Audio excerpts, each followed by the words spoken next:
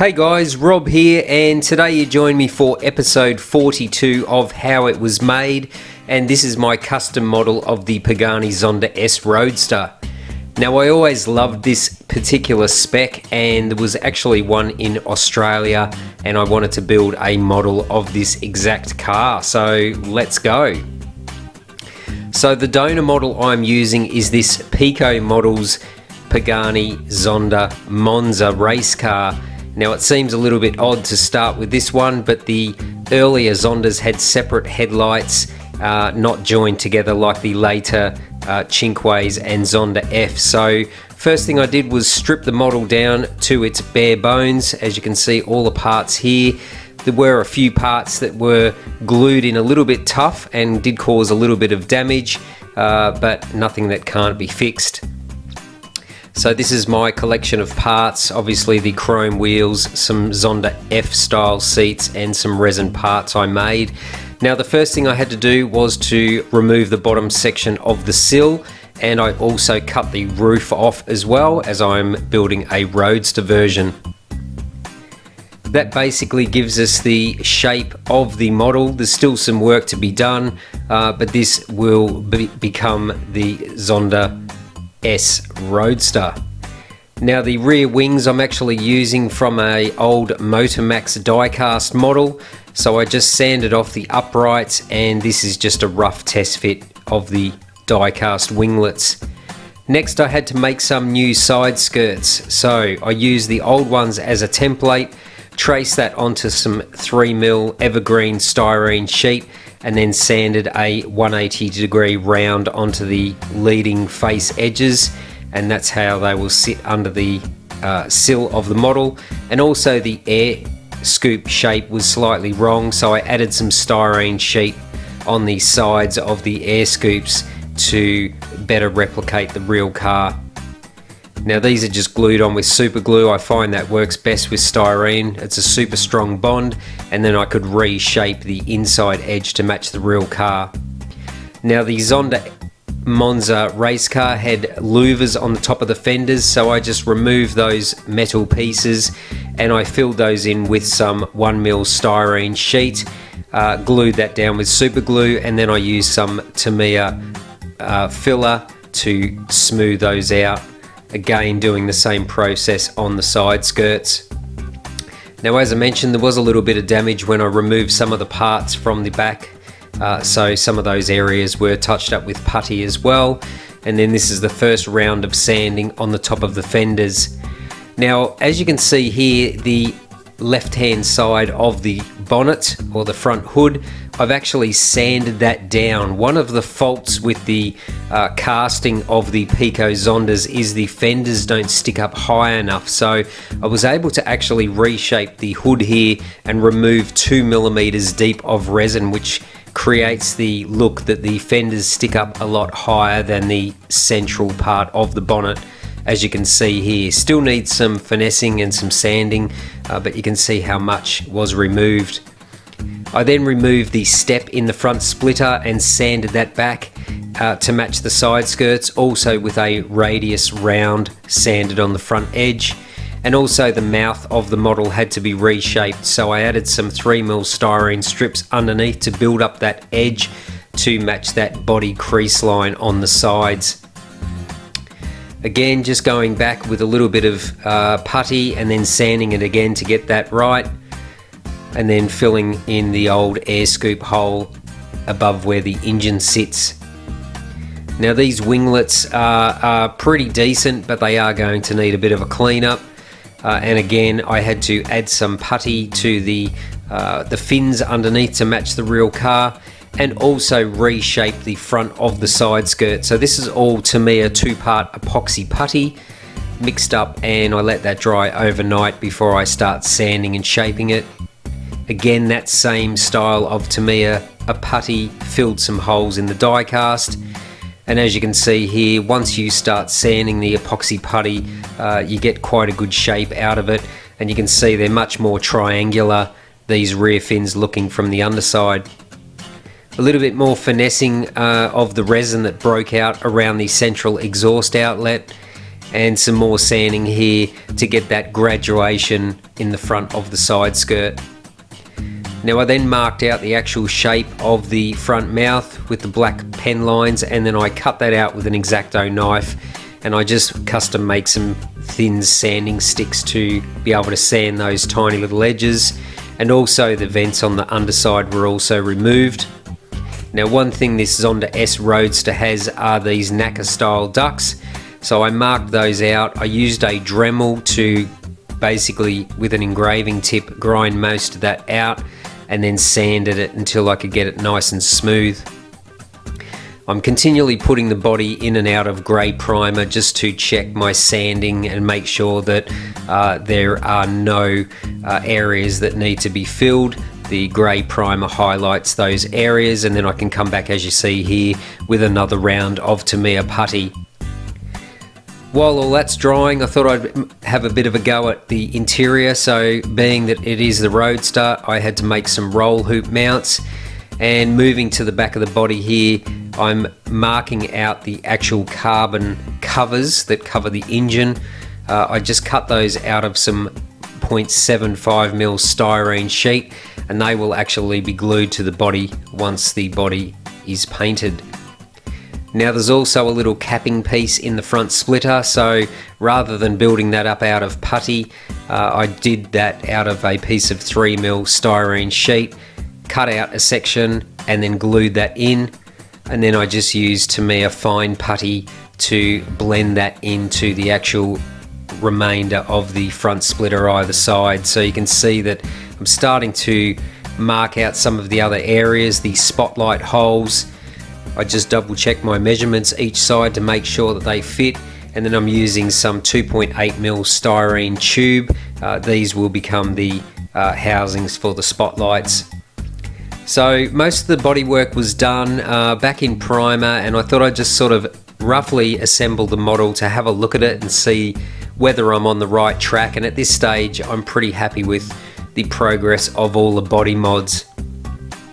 A few more parts in primer, like the rear wings, and now it was time to make the mirrors. Now I couldn't find any mirrors from any manufacturer that would suit, so I actually cut the factory fender mount mirrors, and I made my own stems out of some styrene strip, glued those onto the reshaped mirrors, and also I had to delete the clunky die cast legs on those Motormax wings and made some new legs. These are just the mirrors propped in position. But once everything had a final sand, the model went into white primer, and also the parts that had to have carbon fibre decal on them were sprayed in matte black. I actually at this stage glued the mirrors onto the A-pillars of the model just to get a better glue join before I paint the model, and I will paint the model with the mirrors in place. I then applied some Scale Motorsports 1/12 scale black carbon fibre twill decals to all those parts, and this is the first round. So this is actually a Honda NSX colour called Indy Yellow. So there was actually a yellow base coat applied first, then the Indy Yellow Pearl, a couple of coats, and then I finished it off with a clear coat to seal all the pearl colour, as you can see here. I'm pretty happy with how this one comes out. It's a beautiful colour in the flesh, and I really do love it. So next stage was to mask up the body so that I could paint some of the areas black. As you can see here, the front splitter, the central wiper trim and the top of the windscreen, also the little rear spoilers either side and the rear panel. Once all that had dried, I could then start applying more of the Scale Motorsports decals to all those areas, the rear area, the front splitter, and also that little wiper trim panel, which I centre matched as well. Next I applied some carbon fibre decal to those engine covers, and then I also gave the body a sand up, marked out the centre, and then I actually glued those carbon fibre covers on there. I've gone back and sanded most of the body again, as well as the clear coat on that carbon fibre, ready to clear coat the whole body again. This is not cleared at this stage, I just wanted to have a look. And I also decided at this stage to glue on the new carbon fibre side skirts. And I almost forgot the fuel filler. So as you can see here, I've drilled a little hole for the fuel filler. And then I touched that up with yellow paint before the coats of clear. So these pictures now are of another 2 coats of 2K clear over the whole body and the carbon fibre, so that it is all the same gloss level over the body. I just found it a little bit easier with this particular model to do all those in place. I then made some new little styrene upper winglets for these, as the die-cast Motormax ones were just too chunky out of plastic. I then covered those all in carbon fibre decal as well, and then did some final clear coats on all those carbon fibre parts, as you can see here. So really happy with how these ones came out, super glossy, and they're obviously centre matched as well, the carbon fibre direction. Now I let the body dry for a couple of days, and while that was drying I moved on to the interior. So I clear coated the whole stock interior pan. That carbon fibre was factory from Peako. I then worked on the seats, and I added some leftover hobby design yellow stitching, and then I finished those off with a flat Tamiya clear coat. Same with the door trims here. I 2K cleared all of the carbon fibre, and then I came back and hand painted all the inner section in matte black enamel. Now I then decided to add some carpeting to this model because the floor was a bit up and down, it wasn't too smooth. And then obviously I wanted to add some nice seat belts as well. So these are just some photo etched pieces. I attached the little seat belt latches onto the sides of the seats. Used some 3mm black ribbon for the seat belts, and used some little photo etched latches there as well. Started to do a bit of assembly. The roll hoops were glued in, and the gear shift handbrake handle and the seats and pedals were glued in also. Now I was reasonably happy with it at this stage, but I thought I could add some more detail. So these little suitcases are out of an old Auto Art Pagani wire model, so they just sit loose behind the seats and can be removed, as you can see here. And the next thing I wanted to do was to add the little center console or storage bin that holds the CD stacker. Remember those? So I made this out of some styrene sheet, sanded that down until it would fit. I then sprayed it in matte black, added some more hobby design yellow stitching, basically made a little panel for the CD stacker, and added a silver decal to the top with a Pagani logo, and that's it sitting in place. So that's the little center storage bucket. The lid opens up and it also houses the CD stacker. I then wanted to add some more detail again, so I found these little seat adjusters in the parts box. So I drilled out the center section of the seats, and I glued in these center adjusters, and I also glued on a metal seat adjustment rail on the front as well. So just gives the interior a little bit more detail, as it is a Roadster, so you can see all that. And next was the dash. The Monza model that this was based on actually has a race dash, so I had to modify that.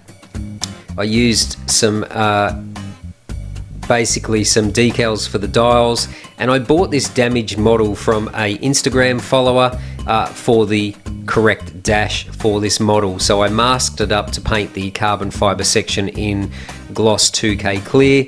I then sprayed the center console in silver, hand painted the rest of the dash in matte black, and added some colour to that center console. And then I fitted the dash, steering wheel, air conditioning vents, and added a Roadster decal to the center console as well. Now that the body had dried a couple of days, there were a couple of bits of dust in it, so I used some 7000 grit sandpaper, and I machine polished those bits of dust out with Tamiya polishing compounds. Next was all the matte black paint outs, and then I moved to the front of the model to add some photo etched mesh in the front. So these were just cut to size and glued in. And then I basically added some mesh to all the other scoops around the body as well. So the front scoops, actually added a little fuel filler cap here, found that in the parts box. And I had to change the lights on the back because the race car model has 4 red lights, whereas the Zonda S Roadster has a clear and orange lower light. So I basically used some Auto Art Lamborghini Diablo rear stop lights for this model.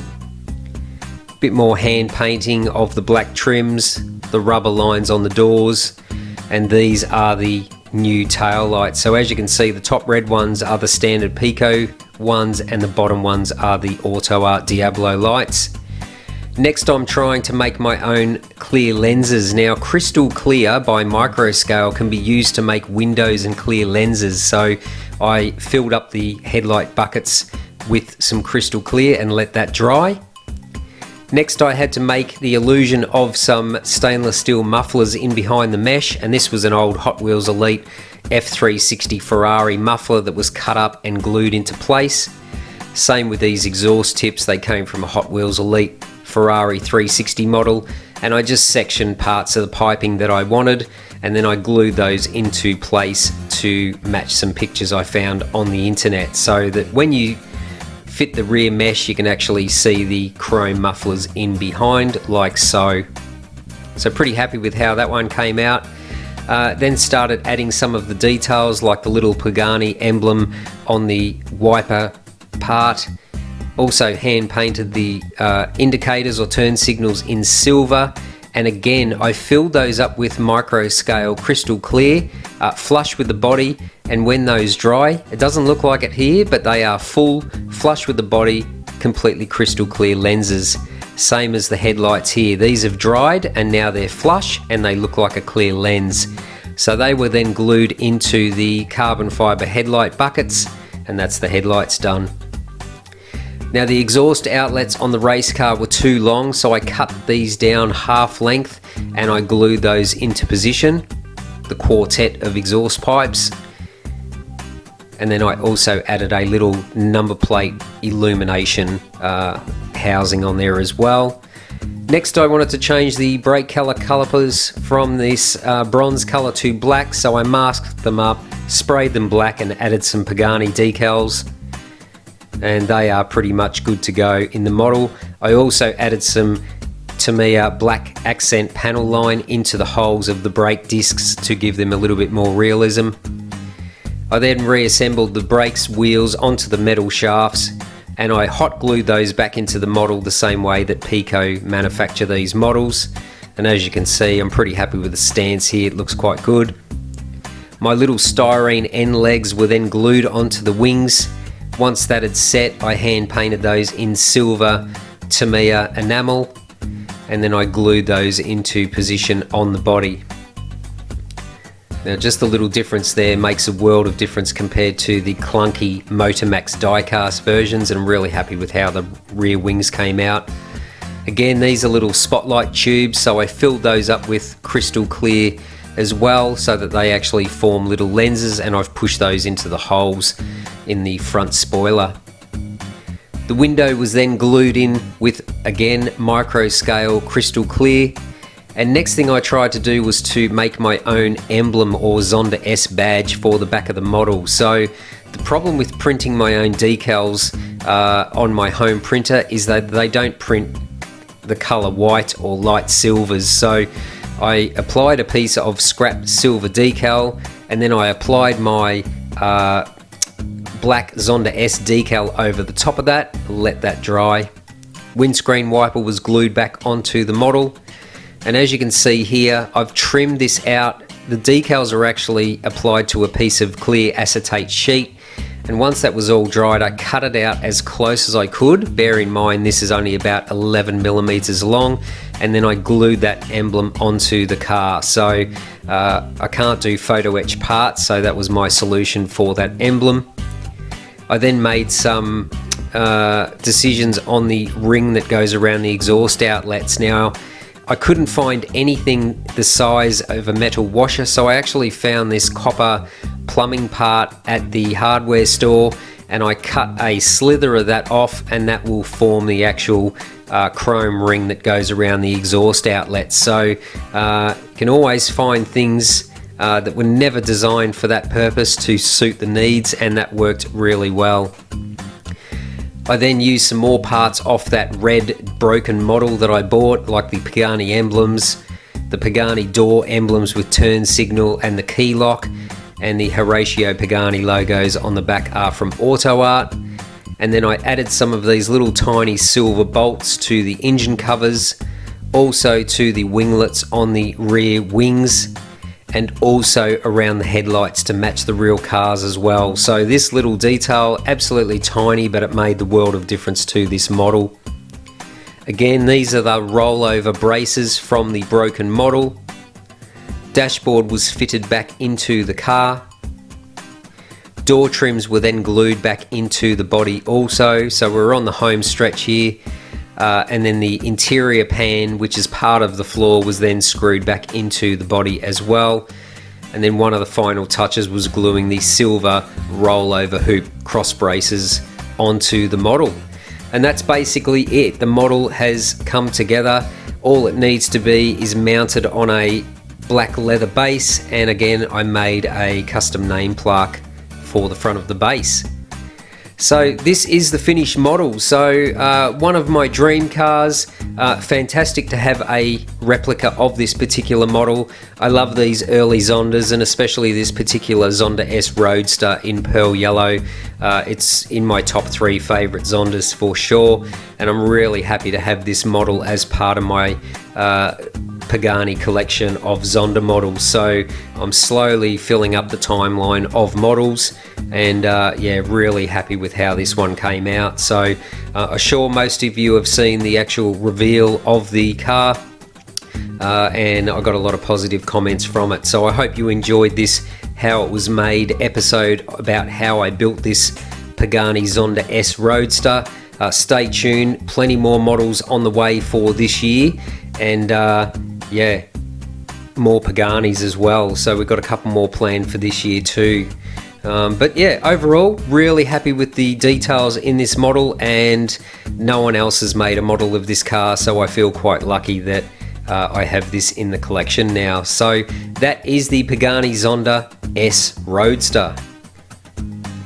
So yeah, hope you enjoyed the video. Stay tuned, plenty more videos on the way. There's a ton of new models still on pre-order. They're a little bit slow this year, but they will be coming soon to review. So until next time, thanks for watching Rob's Model Cars.